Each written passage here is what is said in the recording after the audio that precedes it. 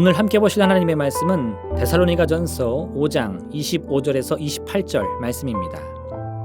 말씀을 나누기 전 먼저 카리스를 준비해 주시기 바랍니다.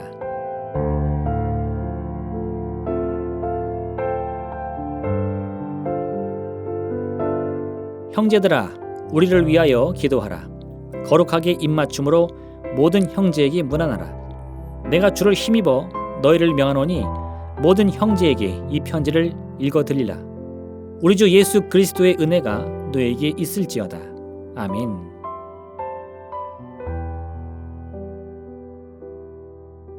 바울은 이번 편지에서도 다른 서신서들과 마찬가지로 마지막 당부로 이 편지를 보다 많은 이들과 함께 읽기를 바라고 있습니다.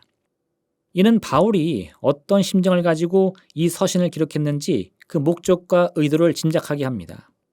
바울은 이 서신을 통해서 오직 특정 몇몇만 염두에 두어 쓴 것이 아닙니다.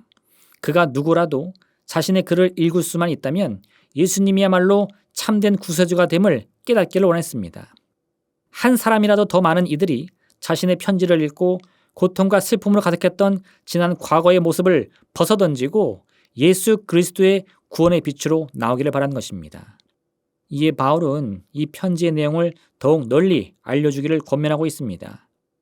우리는 때로 어떤 이들을 향해서 심판받아 마땅하다고 여기는 경우가 있습니다. 그 행실이나 마음가짐이 참으로 형편없고 주변 사람들에게 여러 피해를 주는 사람들을 보면 그는 참으로 징계를 받아 마땅하다 생각합니다. 그런데 하나님께서는 이런 죄로 가득한 인생이라 할지라도 그 길을 돌이켜 예수 그리스도의 구원의 길로 돌아오기를 바라고 계신 것입니다. 그래서 하나님은 언제든지 예수님을 그리스도로 고백하는 사람들에게는 이 위대한 구원과 생명의 길을 허락해 주십니다. 주의 약속은 어떤 이들이 더디다고 생각하는 것 같이 더딘 것이 아니라 오직 주께서는 너희를 대하여 오래 참으사 아무도 멸망하지 아니하고 다 회개하기에 이르기를 원하시느니라. 바울은 이런 하나님의 마음을 잘 알고 있었습니다.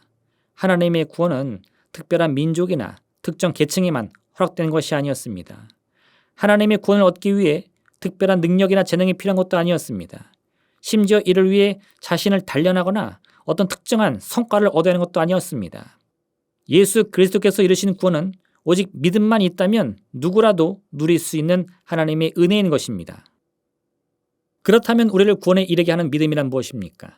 예수님께서 십자가에 달려 죽으심으로 우리가 죄에서 해방되었음을 믿는 것입니다.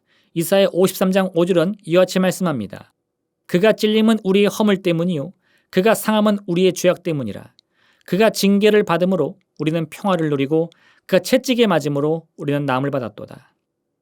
그런데 어째서 우리의 삶에는 여전히 마음의 상처와 육신의 질병이 다가오고 있습니까? 예수님께서 십자가에 달려 죽으심으로 이러한 슬픔과 저주가 다 끝났다면 어째서 우리는 여전히 고통받고 있는 것입니까? 그 이유는 간단합니다. 우리 자신이 나았다는 확신이 없기 때문입니다. 벼룩은 그 크기가 0.3cm도 되지 않는다고 합니다. 하지만 이 작은 몸으로 한번 뛰어오르면 자신의 키보다 무려 100배에 이르는 30cm까지 뛰어오를 수 있다고 합니다. 그런데 이 벼룩을 뚜껑이 있는 병에 가두고 뚜껑을 닫아놓는다면 이 벼룩은 처음 몇 번 뛰어올라 뚜껑에 부딪힙니다. 그리고 그 다음에는 뚜껑에 부딪히지 않을 정도로만 뛰어오릅니다. 얼마 후에 뚜껑을 열어놓으면 그 이후에도 벼룩은 처음처럼 높이 뛰어오르는 것이 아니라 병에 뚜껑이 있는 높이까지만 뛰어오르는 것입니다. 왜냐하면 벼룩은 자신을 가로막고 있던 뚜껑이 사라졌다는 사실을 알지 못하기 때문입니다. 만약 우리가 예수 그리스도의 십자가 구원을 머리로는 이해하고 입으로 시인한다 하더라도 막상 우리 마음으로 믿지 못하면 병에 갇힌 벼룩과 같이 우리를 가로막고 있던 모든 죄와 사망의 벽이 다 사라진 줄도 모르고 그 한계 안에만 머무르게 되는 것입니다. 이런에 예수님께서는 이미 우리를 얽매고 있던 모든 죄와 저주를 다 깨트렸지만 우리 자신은 그 사실을 알지 못하고 여전히 죄의 종노릇하던 삶의 습관대로 살아가게 되는 것입니다. 이 때문에 우리 삶 가운데는 여전히 죄가 그 권세를 떨치며 여러 가지 삶의 문제와 고통과 괴로움을 우리에게 가져오는 것입니다. 그러므로 우리는 예수님의 십자가가 이미 우리의 모든 저주의 사슬을 다 끊어버리고 완전히 새로운 운명을 선물해 주셨음을 믿어야 합니다. 마음 깊이 느끼며 받아들여야 하는 것입니다. 우리를 가로막고 있던 모든 죄와 질병과 저주의 벽은 2000년 전 예수님이 십자가에 오르심으로 다 무너졌습니다. 이제 우리는 믿음의 눈으로 그와 같이 우리에게 주어진 자유와 해방의 내일을 바라봐야 합니다. 믿음이란 육신의 눈과 귀로 볼 수 없고 들을 수 없는 내일을 마음으로 그리며 상상하는 것입니다. 이때 그저 머릿속에서 생각나는 대로 내일의 모습을 그리는 것은 그저 망상에 지나지 않습니다. 하지만 자신의 내일을 바라볼 때 오직 예수 그리스도의 말씀을 기초로 하여 더욱 밝게 빛나는 내일을 그린다면 그것이 곧 믿음이요 소망이 되는 것입니다. 골리앗이 이스라엘을 위협할 때 이스라엘 군사 중 어느 누구도 감히 골리앗과 맞설 생각을 하지 못했습니다. 이때 어린 다윗이 저 골리앗이 이스라엘의 하나님을 모욕한다며 자신이 저 거인과 싸우겠다고 말합니다. 다윗의 형을 비롯한 주변의 모든 사람들은 이 어린 다윗이 그 어린 마음에 객기를 부리며 허망한 상상을 한다며 그를 꾸짖습니다. 하지만 다윗은 그저 자신의 마음과 생각을 따라 골리앗을 이길 수 있다고 말하는 것이 아닙니다. 다윗은 지난날 아버지의 양떼를 지키며 여러 번 맹수의 위험에 시달려야 했는데 그때마다 다윗은 하나님의 도우심을 구했고 하나님은 한 번도 이 다윗을 실망시키지 않고 그를 사자와 곰의 발톱에서 건져주시는 것입니다. 이 귀한 경험을 바탕으로 다윗은 이렇게 말합니다. 다윗이 블레셋 사람에게 이르되 너는 칼과 창과 단창으로 내게 나아오거니와 나는 만군의 여호와의 이름 곧 내가 모욕하는 이스라엘 군대 하나님의 이름으로 내게 나아가노라. 다윗이 그린 미래는 지금껏 자신이 경험한 하나님의 역사를 바탕으로 한 것이었습니다.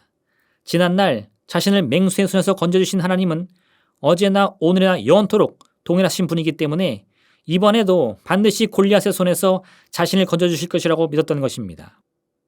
하나님의 말씀을 의지하여 여러분의 내일을 바라며 꿈꾸시기 바랍니다. 그와 같은 믿음만이 있다면 우리는 우리의 운명이 이미 예수님의 보혈의 능력으로 인하여서 구원과 치유와 생명의 길을 가고 있음을 알게 될 것입니다. 오늘 이와 같은 기쁨을 누리는 복된 시간 되시기를 바랍니다. 기도하겠습니다. 사랑의 하나님 아버지, 참으로 예수 그리스도의 복음으로 말미암아 우리는 이미 나음을 입었습니다. 우리의 모든 질병을 고침받고 우리의 모든 슬픔을 위로함 받았습니다. 이제는 믿음의 눈을 들어 그 같은 주의 역사를 바라보게 도와주시옵소서. 나의 모든 필요와 쓸 것을 채우시며 내 잔이 넘치도록 내게 부으시는 주님의 은혜를 바라보게 도와주시옵소서.